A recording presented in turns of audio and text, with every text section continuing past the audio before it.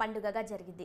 ఈ జాతరకు వెమ్లవాడ ఎమ్మెల్యే ప్రభుత్వ విప్ ఆది శ్రీనివాస్, నిజామాబాద్ కాంగ్రెస్ ఎంపీ అభ్యర్థి జీవన్ రెడ్డి హాజరై ప్రత్యేక పూజలు చేశారు। జాతర వివిధ ప్రాంతాల నుంచి 1,00,000కు పైగా భక్తులు రావడంతో ఆలయ ప్రాంగణాలు కిక్కిరిసిపోయింది। ఎలాంటి అవాంఛనీయ ఘటనలు జరగకుండా పోలీసులు బందోబస్తు నిర్వహించారు।